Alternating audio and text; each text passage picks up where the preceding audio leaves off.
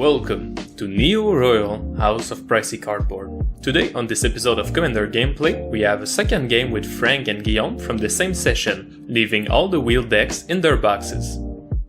Guillaume will be playing Yennett, Cryptic Sovereign. I don't know if you wanted more Yennett content on the channel, but here is some. Often referred to as the deck who can't lose the game tribal, this deck wants to play with the top of his library to get some good value by casting free odd CMC spells. Guillaume's version is a lot less creature focused than Proxies, more enchantments, steal effects and other good stuff esper cards.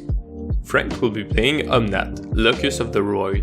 Transformed version of his Gruul Omnath counterpart, it is a more landfall focused than elemental tribal. This is basically a 3 colors Tatiova deck looking to ramp, draw a lot, and get some interaction going. Kelly will be playing VialSmasher and the new partner Gilanra, Caller of Wirewood. Kelly has been after a demon tribal deck for a while, and since Legend did not provide a specific one, Kenrid Demon has evolved into this partner pairing. Pretty simple, she's looking to ramp, draw and cast her big creatures, all the while throwing her CMCs to her face. For myself, I will be playing Kumena, Tyrant of the Cliff. This is my merfolk tribal deck looking to get some good low-costed merfolk and untap stuff to make everything enormous. This used to be my very friendly deck, but as I'm playing it and tweaking it, I'm starting to find some really powerful synergies in the list. However, its removal package is still pretty soft. By the way, if you enjoy the content, make sure to subscribe. We're releasing 2 videos every week for the month of December, and then back to the regular every Friday.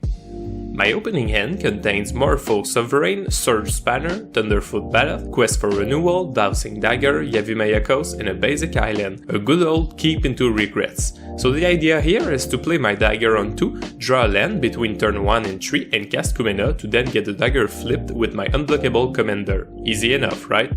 Kelly's opening hand contains Prowling Serpopar, Blasphemous Act, Wood Elves, Chromatic Lantern, Foreboding Ruins and 2 basic forests. Pretty standard hand, a lot of 3 drops I guess considering both our commanders cost 3 as well. 3 lands, 2 ramps and a board wipe. It's alright.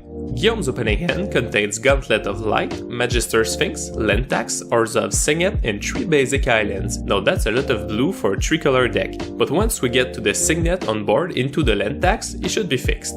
Frank's opening hand contains Ardent Scale, Swiftfoot Boots, Growth Spiral, Azusa Lost but Seeking, Sol Ring, Myriad Landscape and a basic forest. Frank has quite the opening hand. Sol Ring to crack its Myriad on 2, if he gets enough lands to draw with Omnath, Azusa will be useful to keep the hand rolling. I get to start this off, and land drop a Yavimaya Coast. Frank land drops a forest and casts Sol Ring. He then casts Swiftfoot Boots. Guillaume land drops an island, and Kelly land drops Foreboding Ruins, revealing a Basing Swamp. I land drop an island and cast Dowsing Dagger. I give the 2 plants to Guillaume. Frank land drops a Myriad Landscape and casts Azusa, Lost but Seeking. He then land drops a mountain and equip the boots to Azusa. Going into combat, Azusa attacks Kelly for 1. Anybody else is getting a feeling of déjà vu? Guillaume land drops an island and casts Orzhov Signet, a real savior in his mono blue hand. Kelly land drops a swamp and pass. I cast Quest for Renewal, sadly missing my land drop. Frank cracks his Myriad Landscape for 2 basic forests. He then land drops an island. Heading into combat, Azusa comes to me. Guillaume land drops another island and casts Land Tax. Kelly land drops a forest and casts Wood Elves. Entering the battlefield, she fetches for Overgrown Tomb on her side of the table. I cast a Simic Signet, better than a spell, worse than a land, and pass. Frank casts his commander, Omnath, Locus of the Roil.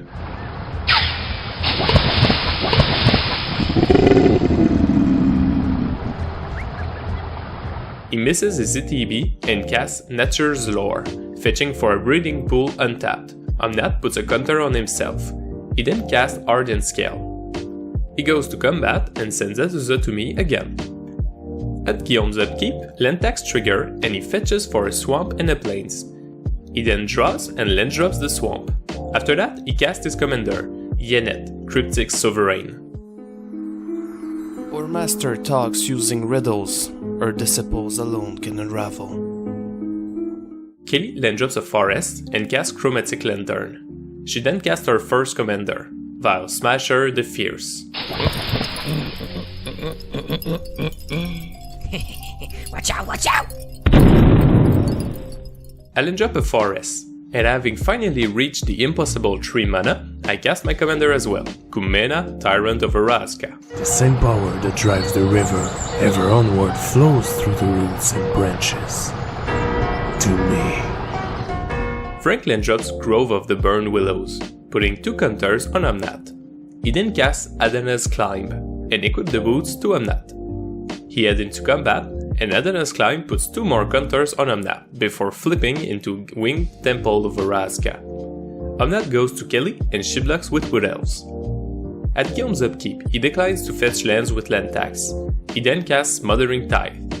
In reaction, Frank casts Growth Spiral. He draws but is unable to put a land on the battlefield. Guillaume then land drops Hordes of Basilica, returning a basic to hand. For his combat, Yennett attacks Kelly. She triggers and reveals the little spell Expropriate. Maybe you've heard of it. Kelly votes for money, I choose time, and Frank chooses money. Now, I just want to take a quick moment to specify that in basically any other game, I would pick money over time. Do not give your opponents an extra turn for one of your permanents. But, being so behind on lands, I just could not see a way out without my commander. Guillaume steals VialSmasher and Frank's Soul Ring. Kelly then takes 3 from Yennett. After that, Guillaume gives the turn to himself. He land drops a basic Plains and casts Magister Sphinx. VialSmasher triggers on cast and deals 7 to Kelly. Entering the battlefield, Frank's life goes down to 10. Going into combat, Yennett attacks Frank. He reveals an island, putting it to hand. A much more reasonable course of action. Frank then takes 3. After that, Guillaume goes to his second extra turn, sponsored by me. Sorry. He land drops a command tower and casts Gauntlet of Light, enchanting Yennett. C'est drôle ton nombre de vie, François. For hopefully his last combat step, Yennett attacks Frank. On attack, she triggers and reveals Djinn of Wishes, casting it for free. We then remember the VialSmasher trigger for 3 and do it now. It randomly selects Frank once again. Frank is then taken out of the game. Guillaume casts Platinum Angel and pass. We go back to the end of turn 5 for Kelly. Kelly pays for Smothering Tithe and then casts Blasphemous Sack, undoing a lot of Guillaume's work. Frank is still very dead. She casts Bird of Paradise and pass. I do not pay for Smothering Tithe and land drop a Thornwood Falls, gaining a life. I then cast Fallow Sage. Guillaume land drops Arcane Lighthouse and casts Painful Omen. He then casts Dream Cache. We then go to his end step and Guillaume reveals a land to his enchantment, losing us no life. Kelly casts Prowling Serpopar.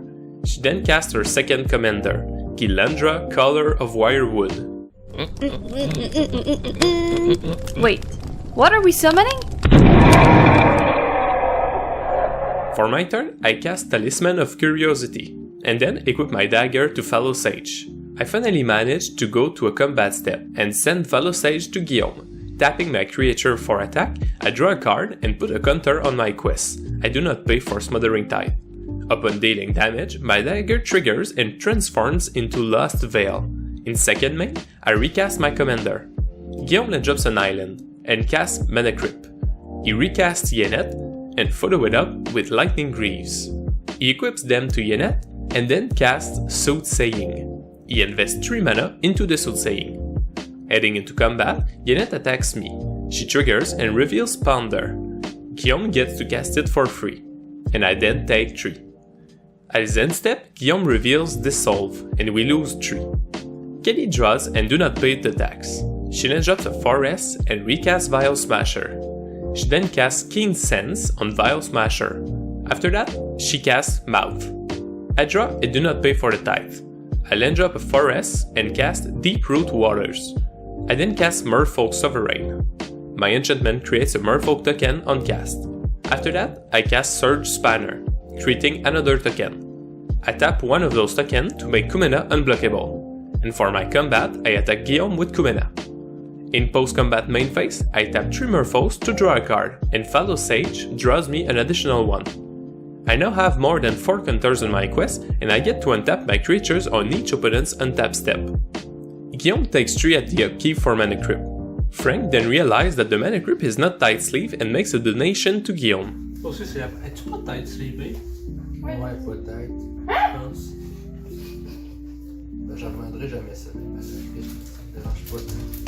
Ça c'est comme je vais faire un don. Guillaume, t'as pas le choix. Guillaume puts 11 mana into Soothsaying before going to combat. He sends Yennett to me and reveals Void Winnower before casting it for free. I then take 3. Guillaume casts Portent. And at the end step, Guillaume's enchantment reveals Liliana Vess, and we lose 5. At the same time, I put a +1/+1 on all of my merfolks. At the upkeep, Kelly casts Crossen Grip, destroying Smothering Tithe. VialSmasher trigger and deals 3 to me. I did not catch it during the game, but Kelly actually makes a mistake and draws for each damage of VialSmasher instead of just one card. I catch it on the next trigger. She then drops a basic swamp and casts Eternal Witness. Entering the battlefield, she returns Blasphemous Act to her hand. At the end step, I draw 3 cards by tapping 6 merfolks. I then drop a Command Tower and cast Kazam Skulker, a pretty good card against Blasphemous Act. I tap 5 merfolks to put a +1/+1 on each of them. I also draw for Fallow Sage. By tapping my Search Spanner, I pay 2 mana to return the Void Winnower to Guillaume's hand. I then cast Rishkar's Expertise, drawing 6 cards. I get to cast Mero Commerce for free. It is a merfolk spell and I create a token. I make my commander unblockable by tapping my enchantment, which is awesome, and go to combat. I send Kumena to Guillaume once more. At my end step, my Mero Commerce untaps my merfolk, and I tap 5 merfolk to put a +1/+1 on each of them before untapping them at Guillaume's untap step. Guillaume succeeds his Mana Crypt trigger and casts Liliana Vess. He -2 her to tutor a card to the top of his deck. He followed it up with a Strionic Resonator. He heads into combat and Yennett attacks me. She triggers and Guillaume doubles the trigger with the Resonator. He reveals Runescar Demon and then Dimir Aqueduct. The land goes to hand and the demons to the battlefield. Entering the battlefield, the demon tutors a card to his hand and I take 3 for Yennett. In second main, he equips the Greaves to the demon and casts Gift of Immortality on Yennett. He then slides the Greave back on his commander. He then drops the Dimir Aqueduct before passing. At the end step, I draw 2 cards by tapping merfolks. Kelly then drops a Forest and casts Razakat the Full-Blooded, one of the big boys. VialSmasher trigger and deals 8 to Guillaume, which trigger Keen Sense for 1 card. She also draws from her mono green commander. At the end step, I buff my merfolks and draw once. I then drop a Reliquary Tower and cast Miro Ridgery, creating a token. I cast Merfolk Mistbinder, and more importantly, untap my Lost Veil. I now realize what my turn is gonna look like. I cast Deeproot Elite, untapping Lost Veil. I cast Wake Thrasher, adding a counter on Kumena from my Elite. I cast Thunderfoot Ballad, which is not a merfolk. I cast Forerunner of the Heralds. With the Ridgery this time, I tap down Guillaume's Demon, and then make Kumena unblockable. I go to combat and use my merfolks that can't attack to put 2 additional counters on all of them, and then send Kumena to Guillaume for lethal commander damage, and the rest to Kelly. I could have just said it was enough, but I actually did the Photoshop, so let's just look at it a little more. And with no interaction from my opponents, I close this match. Looking back at this game, Guillaume had a really explosive first Yennett trigger. Expropriate is probably one of the most powerful cards in his deck, but having a commander that can't really close the game quickly, he only managed to take out Frank. Kelly's Blasphemous Act gave her back her commander and pretty much resetted Guillaume's lead beside mana. It took her a while to find her demons, and once Razakat was on the table, my engine was taking off. Talking about engine, Miro Ridgery is one of the cards that shines brighter every time I play the deck. I tweak in my ramps so that if I can untap them, it pays for more merfolks, for example, a Gilded Lotus. Thank you for taking the time to watch this video. Make sure to subscribe as December will be packed with commander content, and if you feel like it, even turn on notifications so that the evil algorithm can't bury us in your subscription feed. Thank you to our Patreons for the generous support. See you soon and take care.